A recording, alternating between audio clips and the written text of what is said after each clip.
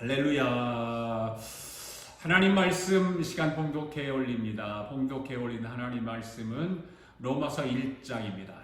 13절부터 17절까지 있는 말씀 우리 같이 함께 봉독하겠습니다. 시작. 형제들아, 내가 여러 번 너희에게 가고자 한 것을 너희가 모르기를 원하지 아니하노니 이는 너희 중에서도 다른 이방 중에서와 같이 열매를 맺게 하려 함이로되 지금까지 길이 막혔도다.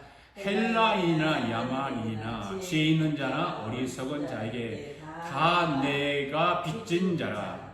그러므로 나는 할 수 있는 대로 로마에 있는 너에게도 복음 전하기를 원하노라.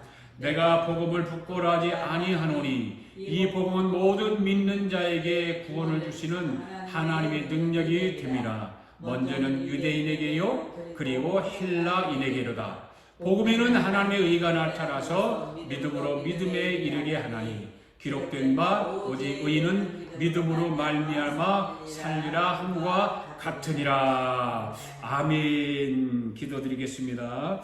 살아계신 하나님 아버지, 은혜와 사랑에 감사를 드립니다. 한 주간도 힘들고 어려운 가운데서도 우리 하나님 아버지께서 참으로 우리를 인도하시고 보호해 주시고 축복해 주셔서 살아가게 하심을 아버지 감사합니다. 오늘 거룩하고 복된 하나님의 날을 찬양과 경배로 예배드리게 하심 또한 감사드립니다. 아버지, 그럼에도 불구하고 오늘도 우리 자신들을 돌아다보면 언제나 부족함과 연약함으로 죄악 가운데 살아가는 저희인 것을 고백하며 주님 앞에 회개합니다. 오늘도 저희들의 회개 기도를 들으시고 주님의 넉넉한 사랑으로 우리를 용서하시고 인도하시고 보호해 주시며 지켜 주시옵소서. 그래서 이 시간 저희들이 마음과 뜻과 정성을 다하여 드리는 예배가 거룩하신 하나님께만 영광이 되게 하시고 우리 모두에게는 한없는 주님의 사랑과 은혜로 채워 주시옵소서.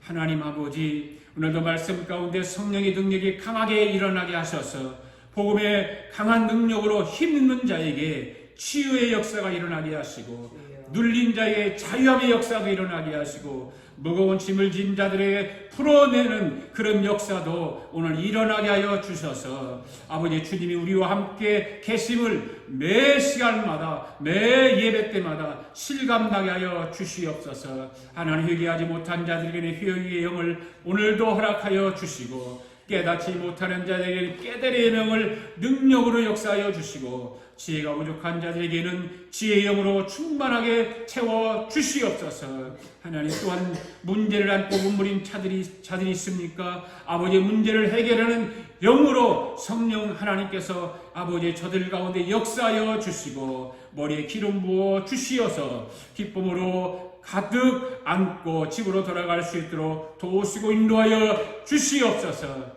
하나님, 특별히 기도합니다. 미국과 우리 대한민국을 기억해 주시고 혼돈에 빠지지 않도록 성령 하나님께서 도와주시고 인도해 주시옵소서. 미국의 대선을 축복하여 주시고 하나님께서 원하시고 뜻하신 그런 아버지는 사람으로 대통령을 뽑아주시고 세워주셔서 하나님의 복음을 마음껏 전할 수 있게 하여 주시옵소서. 특별히 우리 대한민국이 자유통일의 날이 속히 올 수 있도록 주님 역사하여 주시고 현재 윤석열 대통령을 통해서 자유통일이 이루어지도록 은혜와 은총을 베풀어 주시옵소서. 이를 위하여 모든 백성들이 하나가 되어 하나님 앞에 기도하며 그 일을 감당해낼 수 있도록 축복하여 주시옵소서. 감사드리며 예수님의 이름으로 기도하옵나이다. 아멘. 할렐루야. 주님이 오늘도 이 자리에 우리와 함께 하시는 줄로 믿습니다. 오늘도 큰 은혜 베풀어 주실 줄로 믿습니다. 오늘 본문의 말씀을 바울이 3차 전도 여행 기간 중인 AD 57년경에 고린도에서 기록한 말씀입니다. 이때는 바울이 로마를 직접 방문하지 않은 상태였습니다. 그러나 바울은 당시 로마를 방문하고자 하는 계획과 열망을 갖고 있었습니다. 사실 로마는 제국의 수도였기 때문에 선교 전략적인 면에서 매우 중요한 위치를 차지하는 곳이었죠. 그래서 바울이 생각하기를 로마만 복음화가 이루어지면 제국 전역으로 복음이 확산되는 것은 시간 문제라고 생각을 했던 것입니다. 또 하나는 무엇이었는가 하면 로마가 완전히 복음화가 되지 않는다 할지라도 로마에서 복음 증거는 제국 전역으로 복음이 급속도로 확산을 가져올 수 있다는 것을 믿고 있었기 때문입니다. 여러분, 당시 로마 교회는 어떤 상태였을까요? 당시 로마 교회는 오순절날 예루살렘을 방문했다가 오순절날 성령 강림 사건을 체험하고 귀환한 디아스포라 유대인들에 의해서 설립된 교회가 로마 교회인 것입니다. 그러나 그곳에는 아직 사도들에 의해서 직접적으로 가르침을 받지 못해서 바른 구원의 진리를 깨닫지 못하는 성도들이 아주 많았던 것입니다. 그들 가운데는 아직 율법적인 신앙을 가지고 신앙생활을 한다거나 또 반대로 복음의 진리를 오해한 나머지 방종한 신앙생활에 빠져서 살아가는 성도들이 허다했던 것입니다. 그래서 바울은 더욱 로마 교회를 방문해서 그들에게 바른 복음의 진리를 가르치고자 생각했던 것입니다. 그러나 바울의 로마 방문 계획은 어떤 이유인지는 알 수 없으나 여러 차례 무산되고 말았습니다. 시도해봤습니다. 그러나 무산되었습니다. 또 시도해봅니다. 또 무산되었습니다. 그래서 바울은 언제 이루어질지도 모르는 로마 방문에 앞서 우선 본서를 기록하여 보내게 되었던 것이죠. 로마 교회 성도들에게 이 편지를 써서 보냈던 거예요. 그래서 로마 교회 성도들이 바른 복음의 진리 바탕 안에서 신앙생활을 하도록 하고 그로 말미암아 로마 교회가 진리 위에 굳건하게 견고하게 서가기를 원했던 것입니다. 할렐루야. 오늘 말씀 앞에 있는 여러분은 바른 복음의 바탕 안에서 신앙생활을 하고 있습니까? 그래서 여러분이 섬기고 있는 교회가 진리 위에 굳건하게 견고히 서가는 일을 힘을 다하고 있습니까? 저는 5년 전에 우리 교회 성도들과 4박 5일 동안 라틴 아메리카에 있는 엘살바도르의 선교에 다녀온 적이 있습니다. 그곳은 수돗물도 없는 아주 산골짜기 마을인데 그곳에 선교 사명을 부여받고 하나님으로부터 부여받고 그 사명을 감당하는 황영진 선교사님과 그 부인 황은수 선교사님의 사역지였습니다. 그곳에 가서 보니까 가난하고 불쌍한 사람들이 너무 많은 거예요. 그런 마을이에요. 아주 산골짜기입니다. 그래서 그곳 어린이들 또 동네 사람들 이런 가난한 사람들에게 가서 음식을 나누고 선물도 전달하면서 복음을 전할 수 있었습니다. 여러분, 복음을 전한다고 하는 것은 하나님의 은혜가 아니면 우리가 감당할 수 없는 것입니다. 그렇지 않습니까, 여러분? 이 선교지에서 복음 전파의 사명을 잘 감당하게 된 것은 전적으로 하나님의 은혜였던 것이죠. 큰 경험을 했고 또 선교지가 어떤 곳인가를 우리가 알아보았고 가서 직접 그들과 어울려서 하나님의 말씀을 증거하고 또 선한 일을 하고 복음 전하기를 원하는 여러분들의 헌신과 동역이 있었기 때문에 그렇게 잘 마칠 수 있었던 것이죠. 여러분들도 오늘 선교의 꿈을 품고 복음 전파의 사명을 잘 감당하게 되기를 바랍니다. 오늘 본문 말씀 중심으로 복음 전하기를 원하노라고 하는 제목을 가지고 함께 은혜를 받으면서 하나님께 영광을 올려드리는 귀한 시간 되기를 바랍니다. 성령님께서 이 시간도 우리 모두에게 하늘의 신령한 은혜를 베풀어 주실 줄로 믿습니다. 오늘 본문 말씀 13절 말씀을 다시 한번 읽어보겠습니다. 시작. 형제들아, 내가 여러 번 너희에게 가고자 하는 것을 너희가 모르기를 원하지 아니하노니 이는 너희 중에서도 다른 이방인 중에서와 같이 열매를 맺게 하려 함이로되 지금까지 길이 막혔도다. 여러분, 아직 바울은 아까도 말씀드렸듯이 로마 땅을 밟아보지 못한 상태에서 이 로마서를 기록했습니다.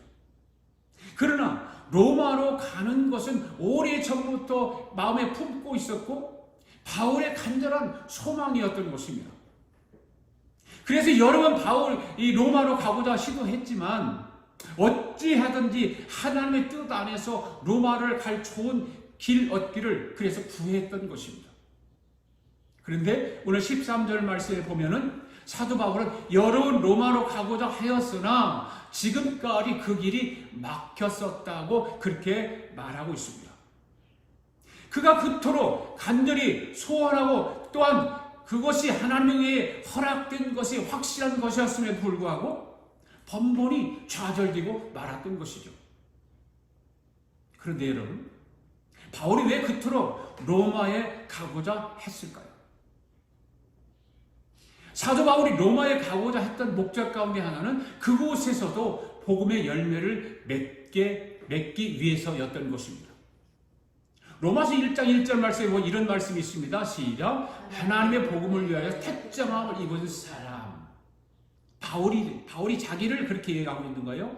하나님의 복음을 위하여 나는 택정함을 입은 사람이다라는 것입니다. 그래서 바울은 복음 전파 사역을 위해서 자신의 삶 전체를 다 바친 사람이었던 것입니다. 그래서 바울을 향해서 우리는 제2의 예수 그리스도라고 말하는 것입니다.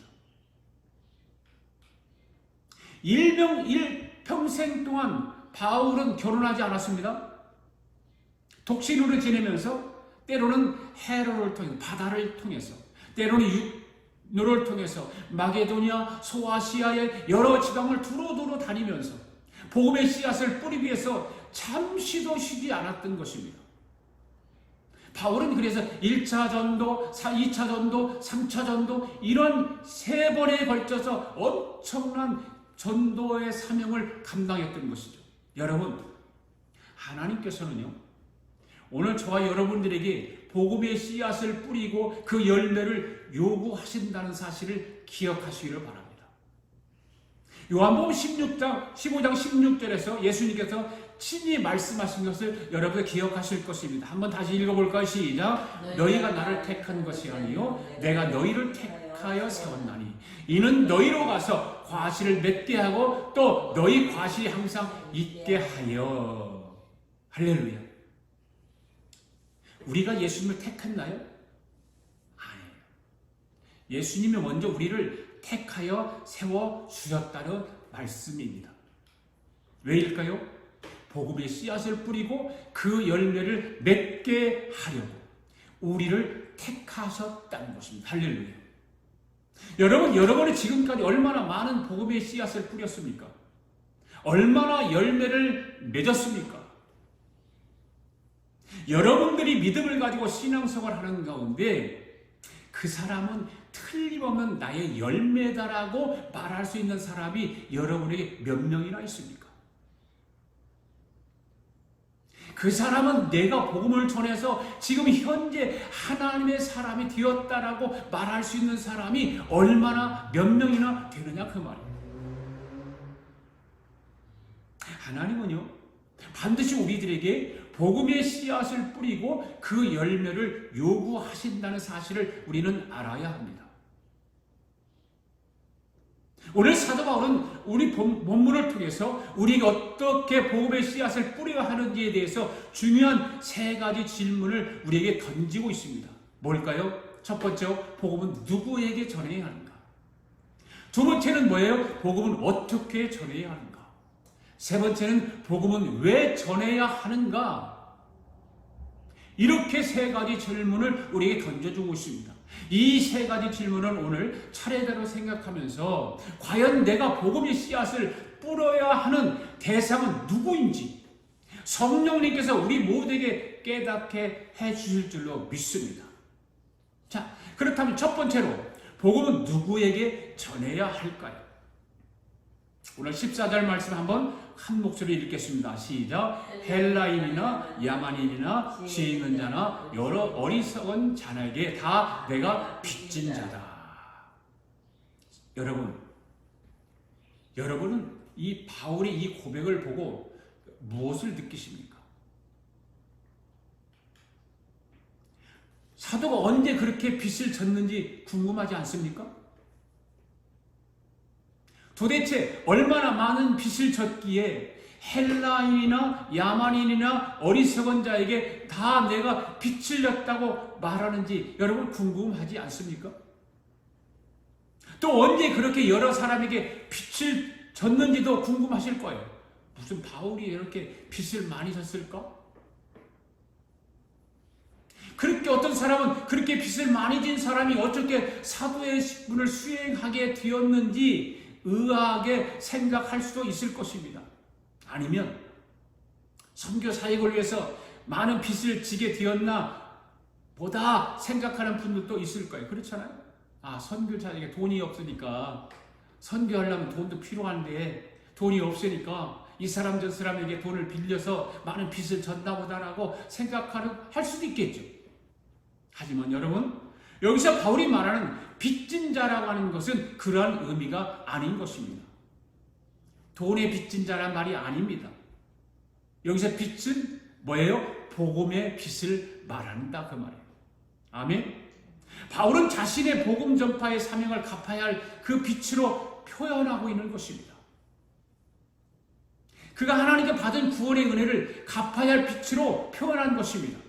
여러분, 하나님께서 바울에게 복음을 주시고 구원의 은혜를 베푸신 것은 오직 바울만을 위한 것이 아닌 것입니다. 아멘. 오늘 모든 성도는 다 복음의 빚진 자다 그 말이에요. 저도 복음의 빚진 자이고 여러분들도 복음의 빚진 자라는 것입니다. 우리 모두는 다른 사람들에게 복음을 전달하도록 주님께서 복음을 받은 자들이라는 것입니다. 믿습니까? 또 우리는 사도 바울을 비롯한 많은 믿음의 선진들의 수고로 복음을 받은 자들인 것입니다. 할렐루야. 얼마나 많은 믿음의 선진들이 이 복음을 우리들에게 전해주기 위해서 고귀한 생명을 아낌없이 버렸는지 모릅니다. 그러나 우리가 어찌 복음의 빚진 자라 아니할 수 있겠어요? 그렇잖아요. 그러므로 우리는 속히 우리가 맡은 이 복음을 다른 사람에게 전해 주어야 하는 거예요. 할렐루야. 우리가 듣는 것으로 끝나지 말고 내가 아는 것으로 끝나는 것이 아니라 우리가 다른 사람에게 이 복음을 전해 주어야 한다 그 말이에요. 여러분, 빚진 자가 빚을 갚지 않으면 어떻게 되죠? 채권자로부터 소송을 당해서 불이익을 당하잖아요. 저는 젊었을 때에 비즈니스를 하다가 그런 경험을 해본 적이 있어요. 채권자로부터 소송을 당해본 적이 있어요. 그 불이익이 오지요. 다 빼앗아가고. 그런 일을 당해본 적도 있습니다. 마찬가지로 우리가 복음을 전하지 않으면 하나님께 불이익을 당하게 되는 것입니다. 할렐루야. 바울은요, 자신이 복음을 전하지 않으면 자기에게 뭐가 미칠 거라고 말하고 있는가? 화가 미칠 거라고 말하고 있는 것입니다. 오늘 저와 여러분이 이 복음의 빛을 갚지 않으면 대가가 따른다는 것을 명심해야 할 것입니다.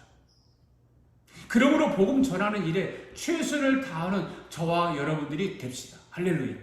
아멘. 여러분, 복음은 누구에게나 구별 없이 전해져야 하는 것입니다. 믿습니까?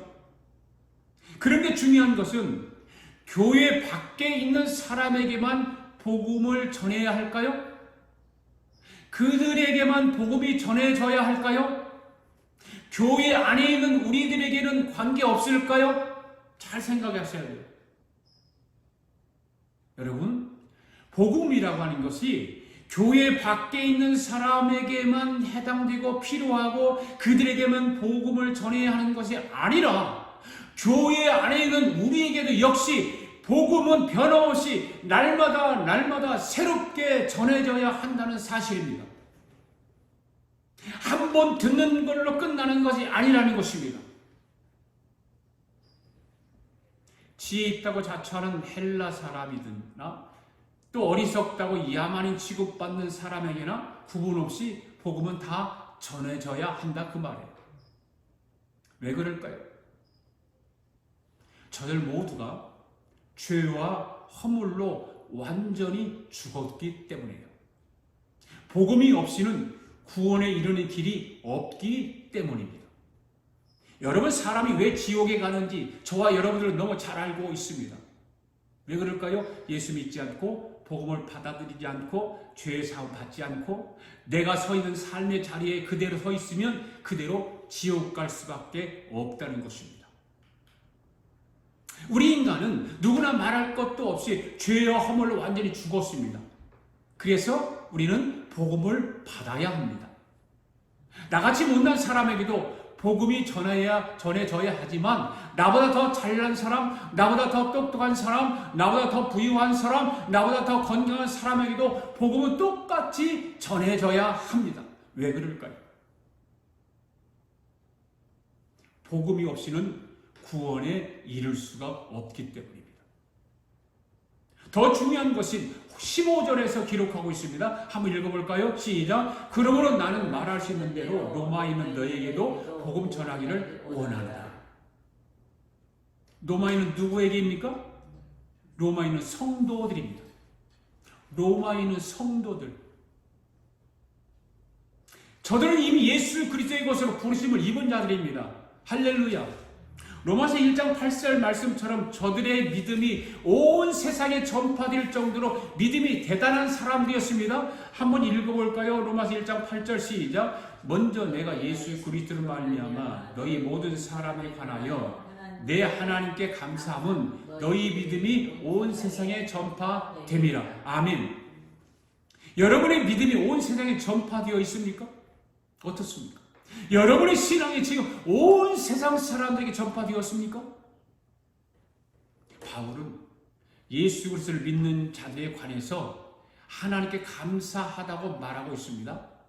그럼에도 불구하고 사도 바울은 로마에 있는 성도들을 향해서 말했습니다. 15절의 말씀과 같이 나는 할 수 있는 대로 너희들에게 복음 전하기를 원하노라. 할렐루야. 그러니까 교회 밖에 예수 안 믿는 사람에게만 복음을 전하는 것이 목적이 아니라 로마 교회 안에 있는 할 수 있는 대로 너희들에게도 복음을 전하기를 원한다. 그런 말이에요. 제가 여러분에게 물어봅니다. 교회에서 문제를 일으키는 사람들이 초신자들일까요? 교회에 오래 출석하여 직분을 맡은 중직자들이 교회 문제를 일으킬까요? 여러분, 누가 교회에서 문제를 일으킵니까? 초신자가 아닙니다. 초신자들은 문제를 안 일으킵니다. 누가 영적으로 교만할까요? 초신자들이 영적으로 교만한 거 보았습니까? 그렇지 않습니다. 저들은 오히려 순수합니다. 깨끗합니다.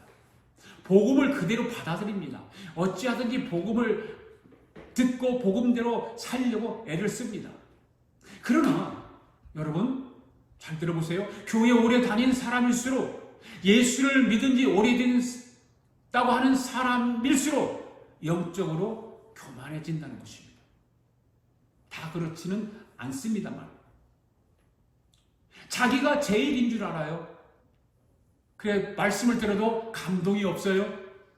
찬양을 불어도 기쁨이 없어요. 은혜가 없어요. 구원을 받았다고는 하지만 구원이 있다고는 하지만 저들의 마음속에 구원에 대한 감격이 없다고 말해요. 여러분 오래된 사람일수록 자기도 모르는 사이에 형식주의에 빠진다는 것을 우리는 기억해야 돼요. 우리 자신들을 잘 살펴보면 모태신앙부터 어렸을 때부터 예수 믿고 지금 장년에 이르고 지금 노년에 이르고 이런 사람들 보면 형식주의에 빠져서 교회 다니는 사람이 얼마나 많은지 몰라요. 그리고 의식주의에 빠져서 교회 다니는 사람들이 얼마나 많은지 모른다 그 말이에요. 오늘 우리 아가페교 성도들과 영상으로 예배에 참여하는 성도 모두는 그러한 일에 빠지지 않게 되기를 바랍니다. 사도 바울이 그것을 알기 때문에 예수 믿는 우리에게도 복음이 필요하다는 것을 일깨워주고 있는 거예요. 아멘. 로마에 있는 성도들에게 복음 전하기를 원하는 사도 바울과 같이 오늘날 교회 안에 있는 예수를 믿고 신앙생활하고 있는 우리들에게도 이 복음은 날마다 새롭게 전해져야 하는 것입니다. 사랑하는 성도 여러분, 예수 그리스도의 십자가 앞에서 다시 한번 철저하게 깨져야 할 사람이 누구일까요? 다른 사람 보지 마세요. 저 사람이야, 누구야? 어느 집사야, 어느 장로야, 어느 목사야, 그렇게 하지 마십시오. 바로 여기에 있는 나입니다. 내가 먼저 깨져야 하는 것입니다. 하나님의 사랑 앞에서 굳게 닫힌 마음의 문을 활짝 열어야 할 사람이 누구일까요? 당신이 아니에요. 그 사람이 아니에요. 바로 나 자신이라는 것을 알아야 합니다. 예수 그리스도의 복음 앞에서 자아가 완전히 깨지고 다시 한번 새롭게 태어나는 체험을 해야 할 사람이 누구일까요? 유가 아니라 바로 나입니다. 바로 사도 바울이, 만일에 사도 바울이 지금 이 자리에 서서 외친다면 사도 바울은 지금도 이와 같이 외칠 거예요. 사랑하는 아가페 교회 공동체 여러분, 나는 말할 수 있는 대로 아가페 교회 공동체 안에 있는 여러분에게 복음을 전하기를 원합니다라고 외칠 것입니다. 복음을 믿지 않는 사람에게 전해져야 하지만 우리에게도 예수를 믿는, 교회를 다니는, 오늘 예배에 참여하는 여러분들에게도 새롭게 들려야 하고 전해져야 한다는 것을 사도 바울이 오늘 우리에게 일깨워 주고 있습니다. 할렐루야. 아멘? 믿습니까? 두 번째는 뭡니까? 복음은 그럼 누구에게 전해져야 할까요? 14절 말 다시 한번 보겠습니다. 시작. 그러므로 나는 할 수 있는 대로 로마에 너희에게도 복음 전하기를 원하노라. 이거 아니에요? 다시 죄송합니다. 오케이. 시작. 헬라이나 야만이나 죄 있는 자나 어리석은 자에게 다 내가 빚진 자라. 여러분, 복음은 어떻게 전해져야 할까요? 복음은 빚진 자의 심정으로 전해야 한다는 것입니다. 복음 전하는 일이 있어서 어떻게 전해져야 할까요? 바로 복음은 빚진 자의 심정으로 전해져야 해요. 그래서 고린도전서 9장 16절에서 이런 말씀을 하고 있습니다. 시작. 내가 복음을 전할지라도 자랑할 것이 없음은 내가 부득불 할 일임이라. 만일 복음을 전하지 아니하면 내게 화가 있을 것입니다. 여러분, 복음을 전할지라도 뭐 할 것이 없다고 했습니까? 자랑할 것이 없다. 그렇습니다. 빚진 사람은 자랑할 것이 없는 것입니다. 늘 수치스럽고 부끄러울 뿐입니다. 빚진 사람 자랑할 것이 있으려면 어떻게 해야 될까요? 빚을 갚아야 되죠. 역시 여러분, 혹시 빚을 져보셨습니까? 빚을 지면 채주에게 종노릇 해야 되잖아요. 하라는 대로 해야 돼요. 빚진 자는 그 마음에 늘 빚 때문에 뭔가한테 빚 때문에 눌림을 갖고 살아요. 그래서 빚진 자가 가장 기쁠 때는 그 빚을 갚을 때예요. 여러분들, 은행에 다 빚지고 살잖아요. 여러분들, 은행에 빚을 지고 살다가 뭐 노는 했든지 카드 빚이 있든지 빚이 있는데 그 빚을, 은행의 빚을 다 갚으면 어때요 여러분들? 기쁘잖아요. 빚을 질 때는 뭔가 눌려있지만 빚을 갚으면 기쁘고 그때가 얼마나 마음이 후련한지 몰라요. 그리스도인은 복음에 빚진 자이기 때문에 늘 평안하고 좋은 것만은 안 해요. 그리스도인이 가장 행복할 때는 복음을 전하여 그 빚을 갚을 때라는 것입니다. 할렐루야. 그렇잖아요. 그래, 우리는 그 복음의 빚진 자라고 하는 것을 깨닫지, 느끼고 살지 않기 때문에 그러는 거예요. 그걸 빚진 자를 느끼고 생각하고 살아가면 반드시 복음을 전해야 되는 거예요. 온전히 복음의 종로로 탈 때 그 일이 이루어지는 거예요. 그 복음의 종로로 타지 못하면 우리는 그냥 태연하게 살아가는 거예요. 복음의 종로. 그래서 복음을 전해야 되고, 복음을 전하지 않으면 마음에 힘이 없고 평안이나 자유가 없는 것처럼 그렇잖아요. 복음을 전해야 기쁨이 있고 그러는 거예요. 복음의 빚진 자는 항상 그렇게 살아가요. 어둡게 살아가고 그냥 뭐 별로 좋은 생각을 하지 못하고 살아가고 그러는 거예요. 또 빚진 자의 심정은 어떤 것입니까? 복음을 전하지 않을 화가 있을 것임이라 그랬잖아요. 복음을 전하지 않으면 화가 있을 것임이로다. 빚진 사람 빚을 갚지 않으면 책임 추궁을 당할 수밖에 없습니다. 어떻게 하든지 빚을 갚아야 됩니다. 여러분, 사도 바울의 화가 미친다면 저와 여러분에게도 역시 화가 미친다는 사실을 알아야 하는 것입니다. 바울이 받은 그 복음을 우리도 받아야 되는 거예요. 믿습니까? 네. 바울이 받아 누리는 하나님의 사랑을 우리도 지금 받아 누리고 있지 않습니까? 바울이 받은 구원의 은혜를 우리도 역시 받아 누리고 있는 것입니다. 할렐루야. 바울이 복음을 전하지 아니해서 그에게 화가 있다면 오늘 저와 여러분들이 복음을 전하지 아니할 때도 역시 화가 우리에게 미친다는 사실을 잊어서는 안 된다 그 말입니다. 그 다음에 복음을 어떻게 전해야 될까요? 15절 말씀 한번 읽어볼까요? 시작. 그러므로 난 할 수 있는 대로 로마에 있는 너희에게도 복음을 전하기를 원하노라.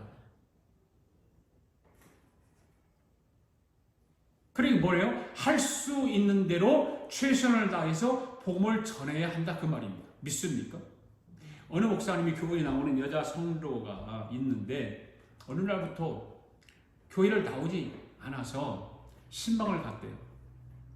신방을 말씀을 드렸는데 성도님 왜 요즘 교회에서 얼굴이 보이지 않네요? 라고 물으니까 그 성도님이 이렇게 대답을 하더랍니다. 목사님, 저희 시부모님이 아직 살아계신데 교회 나가는 것을 너무 반대가 심합니다. 그래서 내가 교회에 올 수가 없어요 라고 하더라는 거죠. 그러면서 한마디 더 하는 말이 뭐냐면, 목사님, 우리 시부모님 돌아가시면 열심히 교회 나가겠습니다 라고 하더라는 것입니다.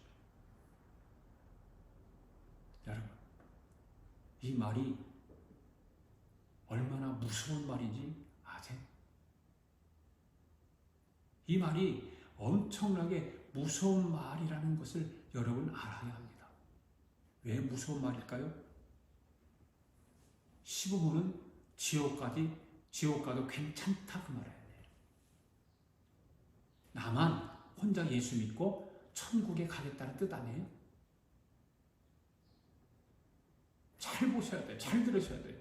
시부모님이 돌아가시고 나면 열심히 교회 나가겠습니다 라고 말하는 그 며느리 말 속에는 시아버지는 지옥에 가도 괜찮고 나만 천국 가겠다 그 말이에요. 우리가 이와 같이 무서운 말을 스스럼 없이 하는 것을 알 수가 있지 않습니까? 그냥 막연하게, 그냥 태연하게 생각하지 않고 하는 말이에요. 우리 입에서 튀어나오는 말들이에요. 여러분, 가까운 친구 중에 예수를 믿지 않는 사람이 있다면 그 친구를 구원하고 싶지 않느냐 그 말이에요. 할 수 있는 대로 최선을 다해서 생명을 걸고 복음을 전해야 돼요. 왜 마음이 움직이지 않겠어요? 복음을 최선을 다해서 해보면 왜 마음이 움직이지 않겠어요? 믿지 않는 친구들 구원하기 위해서 밥 굶어본 적 있나요? 저에게도 해당되는 말이에요. 저라고 해서 내가 그런 거 다 잘하는 것이 아니라 내 주위에 예수 믿지 않는 사람도 있지만 그들을 구원하기 위해서 금식해 본 적은 없거든요.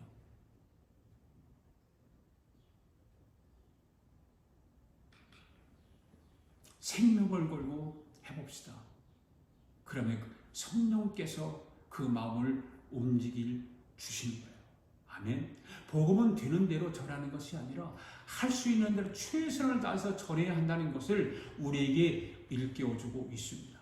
또 복음은 어떻게 전해야 합니까? 바울이 복음을 전한다고 했습니다. 뭐라고 말했습니까? 어떻게 전해야 됩니까? 복음을 부끄러워하면 안 된다 그 말이에요. 복음을 부끄러워하면 안 된다. 복음을 당연히 전해야 하는데 입 다물고 침묵하는 사람은 왜 그렇습니까? 복음을 부끄러워하기 때문입니다. 복음에 대한 그런 감동이 없는 거죠. 그렇죠? 헬라 사람들은 지혜를 자랑했잖아요. 그리고 로마 사람들은 힘을 자랑했고, 그러나 사도 바울은 뭐라고 그래요? 나는 복음을 부끄러워하지 아니하고 복음을 너에게 자랑하노라 하면서 담대하게 복음을 자랑하면서 전파했다 그 말이에요. 복음, 자기 생명 걸고 바울은 복음을 전파했습니다. 여러분, 예수님이 하신 말씀이 기억나시나요? 누구니 사람 앞에서 나를 부인하면 나도 내 아버지 앞에서 그를 부인하리라. 기억나잖아요. 복음을 부끄러워하면 나중에 우리가 심판대 앞에 설 때에 예수님이 우리를 부끄러워하신다는 사실을 잊어서는 안 된다 그 말입니다. 여러분, 우리는 복음을 부끄러워하지 말고 입을 열어서 담대하게 복음을 전파해야 합니다. 믿습니까? 복음을 어떻게 된다고요? 첫 번째로 빚진 자의 심정으로 전해야 되고, 두 번째로는 할 수 있는 대로 최선을 다해서 생명을 걸고 복음을 전하라고 그랬습니다. 그리고 세 번째는 무엇일까요? 복음을 부끄러워하지 말아야 됩니다. 할렐루야. 자, 그렇다면 세 번 복음이 왜 전해야 될까요? 왜 전해져야 될까요? 왜 전해져야 될까요? 가장 중요하잖아요. 그렇죠? 여러분 잘 들어보세요. 교리적인 설교이기 때문에 좀 딱딱할지 모르겠지만 여러분께서 반드시 이것을 잘 명심해서 들으셔야 된다고 말해요. 아주 중요한 말씀을 여러분에게 전해드리겠습니다. 왜 복음이 전해져야 할까요? 사도 바울은요, 오늘 보면 16절과 17절에서 그것을 잘 설명해 주고 있습니다. 16절 말씀을 한 목소리를 같이 읽어보겠습니다. 시작. 내가 복음을 부끄러워하지 아니하노니 이 복음은 모든 믿는 자에게 구원을 주시는 하나님의 능력이 됩니다. 먼저는 유대인에게요, 그리고 헬라인에게라. 복음은 모든 믿는 자에게 구원을 주시는 하나님의 능력이 된다고 했습니다. 복음은 모든 믿는 자에게 구원을 주시는 하나님의 능력이 되기 때문에 우리가 복음을 전해야 한다 그 말이에요. 아멘. 헬라 사람들이 자랑하는 지혜라든지 로마 사람들이 자랑하는 그 힘 같은 것은 다 인간적인 능력이잖아요. 그 능력이 아무리 대단하다 할지라도 그것으로 사람을 변화시킬 수는 없는 것입니다. 그것으로 인간의 영혼을 구원할 수는 없는 것입니다. 오직 복음만이 하나님의 능력이 되어서 모든 믿는 자들에게 구원을 준다는 것입니다. 할렐루야. 여러분 잘 들어보시기 바랍니다. 대부분의 기독교인들은 다 구원을 받았습니다. 아멘. 또 자기가 구원받았다는 사실을 잘 알고 있습니다. 아멘. 예. 그럼에도 불구하고 많은 기독교인들의 마음속에는 갈등이 있다고 말해요. 왜? 때로는 어떤 때는 구원받은 것 같기도 하고, 또 뒤돌아서 보면 구원을 받은 것 같기도 해서 마음에 불안이 있어요. 왜 그럴까요? 왜 불안할까요? 오늘 본문에 보니까 구원을 주시는 분이 누구라고 했습니까? 모든 믿는 자에게 구원을 주시는 분은 하나님이라고 했습니다. 여러분, 복음을 정확하게 모르기 때문에 늘 불안하는 거예요. 복음을 바로 알면 불안하지 않습니다. 우리 소망은 천국에 있습니다. 예루살렘에 있습니다. 그렇기 때문에는 불안하지 않습니다. 구원이라고 하는 것은 내가 노력하고 내가 애쓴다고 구원받는 것이 아닌 것입니다. 힘으로 구원받는 것이 아닙니다. 구원은 누가 주시는 것입니까? 하나님이 주시는 것입니다. 할렐루야. 하나님께서 값없이 은혜를 주시는 선물이 바로 구원이다 그 말이에요. 그건 알잖아요. 아는데도 그것이 내 마음속에 꼭 자리 잡고 내가 구원 때문에 감동하고 구원 때문에 감격하고 구원 때문에 기뻐하고 구원 때문에 감사해 본 적이 있냐면 없다 그 말이에요. 다른 것을 통해서 감사하고 기뻐하고 즐거워하고 그런 것은 있는데 구원 때문에 그것을 느끼는 사람 별로 없다고 말해요. 우리가 다 알지만 하나님께서 어떤 사람에게 구원의 선물을 해주실까요? 모든 사람에게 다 주는 것은 아니잖아요. 조건이 하나 있잖아요. 조건이 여러 개 있는 것이 아니라 딱 한 가지예요. 뭐예요? 착한 일을 많이 하는 자에게라고 했습니까? 아니에요. 그러면 적어도 신구약 성경을 한 번 이상 읽은 사람에게 구원을 주신다고 했습니까? 아니에요.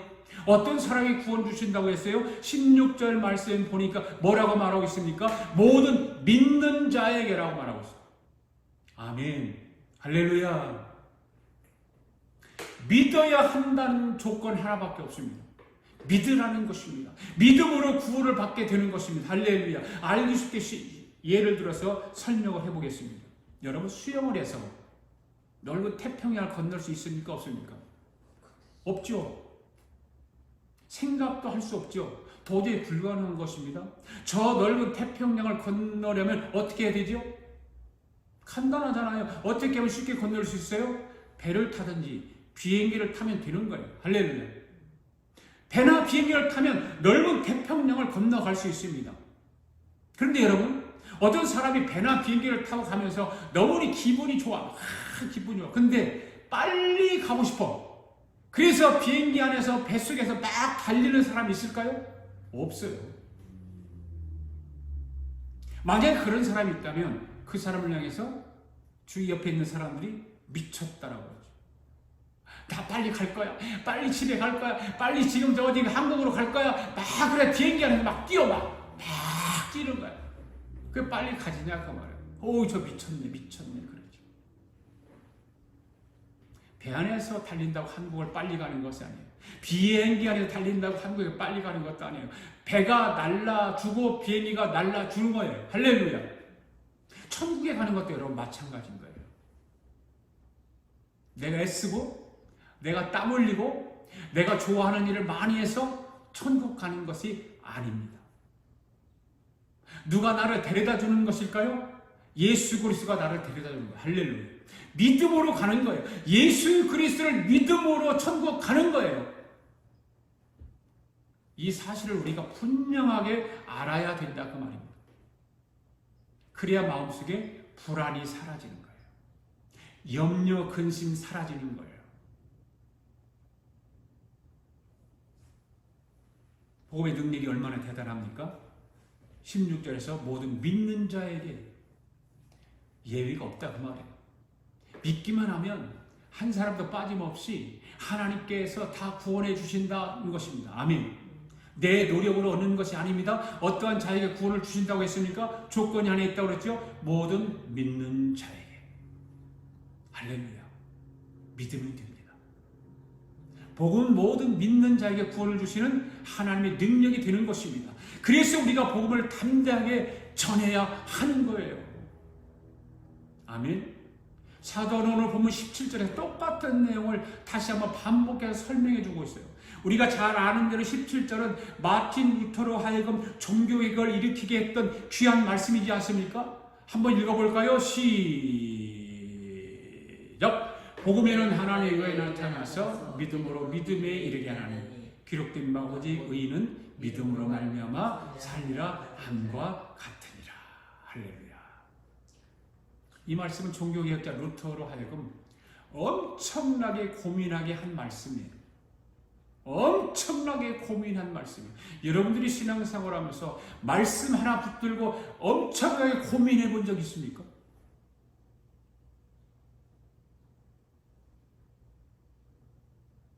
루터는 이 로마서 1장 17절 말씀을 붙들고 엄청나게 고민했어요. 그래서 이 말씀 때문에 종교개혁을 촉발시킨 말씀이 된 거예요. 당시 루터가 이 말씀 때문에 깊이 좌절하고 고민한 이유가 무엇이에요? 그것은 바로 어떻게 자신이 하나님의 의를 만족시킬 수 있겠느냐는 거예요.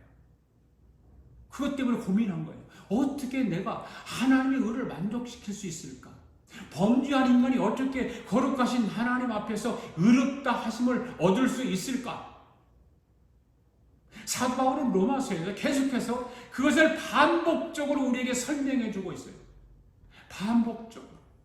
결론적으로 율법의 행위로는 아무도 하나님 앞에서 의롭다 하심을 받을 수 없다는 것입니다.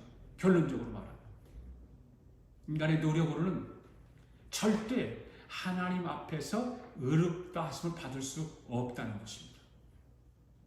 그러면 여러분, 우리가 어떻게 하나님의 의에 이를 수 있을까요? 본문을 다시 한번 보겠습니다. 복음에는 시작. 복음에는 하나님의 의가 나타나서 믿음으로 믿음에 이르게 하나니 기록된 바 오직 의는 믿음으로 말미암아 살리려 함과 같으니라. 하나님의 의가 나타나서 믿음으로 믿음에 이르게 한다라고 그랬어요. 여러분, 왜 우리가 복음을 전해야 할까요?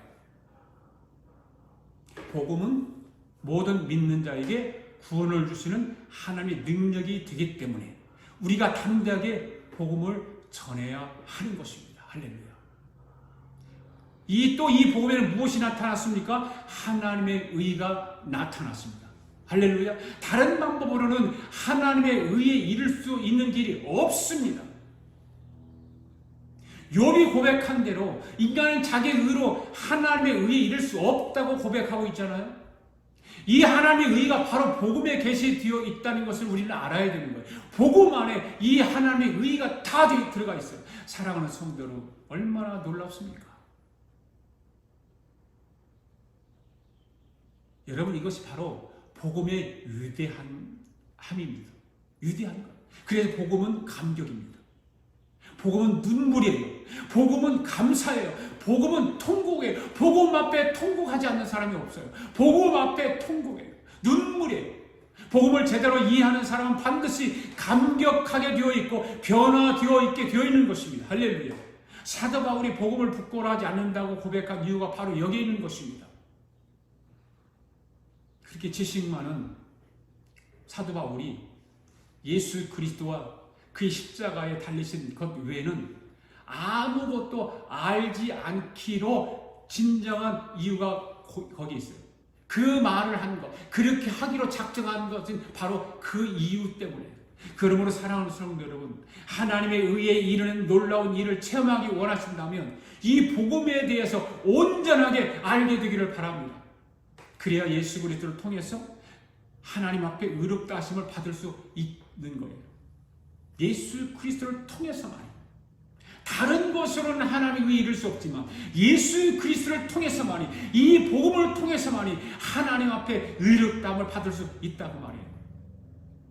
제가 다시 한번 여러분에게 물어보겠습니다. 여러분, 지금 복음을 전해야 할 사람이 누구일까요? 여러분, 지금 여러분들이 복음을 전해야 할 사람이 누구일까요? 여러분 마음속에 떠오르는 그 사람입니다.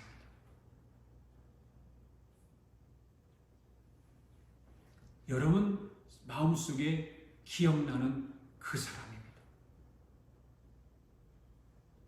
여러분 마음속에 이름이 기억나는 그 사람이에요. 그 사람에게 우리는 복음을 전해야 돼요. 하나님께서 우리 모두에게 은혜를 베풀어 주셔서 우리 마음속에 떠오르는 그 인물이, 그 얼굴이, 그 이름이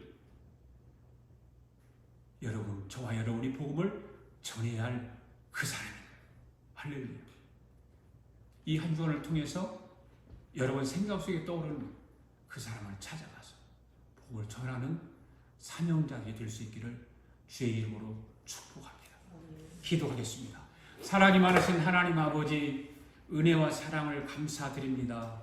죄의 허물로 죽었던 우리들 예수 그리스도의 피로 구원해 주시고 주님을 믿는 그 믿음으로, 오직 믿음 한 가지로 영원한 생명을 누릴 수 있게 해주신 것을 진심으로 감사드립니다. 하나님께서 우리를 예수 그리스도의 자녀로 삼아주시고 우리로 하여금 복음을 전해서 복음의 열매를 맺게 함이라고 말씀하셨습니다. 그런데 우리는 지금까지 이 일에 너무나 부족했습니다. 우리 부족함과 허물을 용서해 주시옵소서. 이제부터라도 우리가 영혼을 구원하는 일에 더욱 뜨거운 열정을 가지고 살 수 있도록 인도하여 주시옵소서. 아직도 우리 주변에 살아있다고 하지만 자기도 모르는 사이에 죽어가는 심령들이 얼마나 많은지 우리가 그 사실을 깨달을 수 있게 해주시기를 원합니다.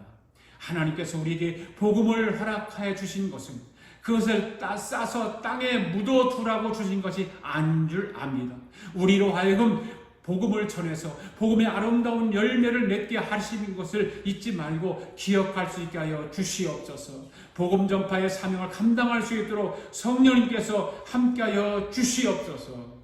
예수님의 이름으로 기도하옵나이다. 아멘. 시간에 찬양 부르면서 하나님 앞에 감사의 예물 올려드리겠습니다.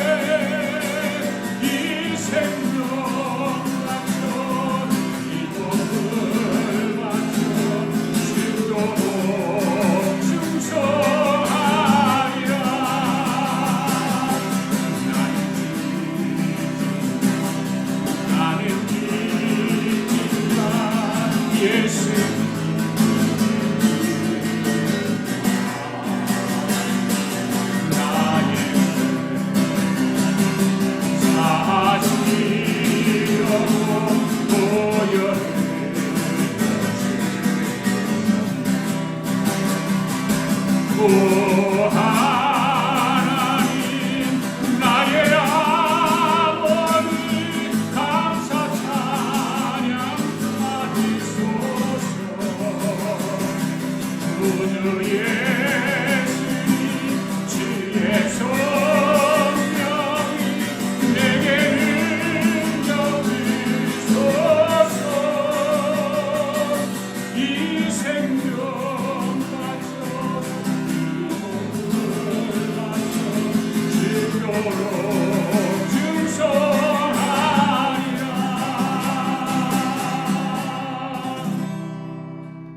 하나님 아버지 감사합니다. 오늘도 하나님께서 우리에게 은혜 베풀어 주셔서 참으로 감사합니다.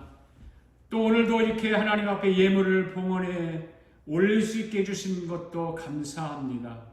사랑하는 성도들 정성을 다해서 하나님 앞에 예물을 봉헌했습니다. 바치는 손길들 기억하여 주셔서 하늘의 신령한 복으로 이 땅의 기름진 복으로 넘치도록 충만하게 채워 주셔서 하나님의 영광을 위해서 쓰임받는 귀한 종들 되도록 축복하여 주시옵소서. 하나님의 교회를 더욱더 굳건하게 세워주시고 하나님의 복음을 전하는 교회로 거듭나게 하여 주셔서 하나님 기뻐하시는 교회가 되고 하나님 기뻐하시는 성도들 되고 하나님 기뻐하시는 종이 되도록 축복하여 주시옵소서.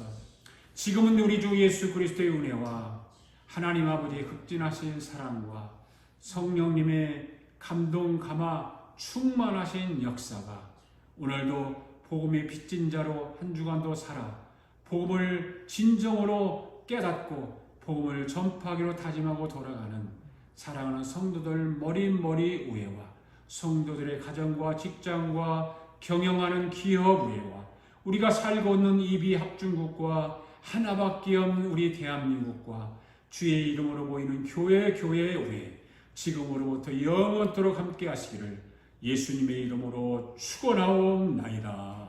아멘.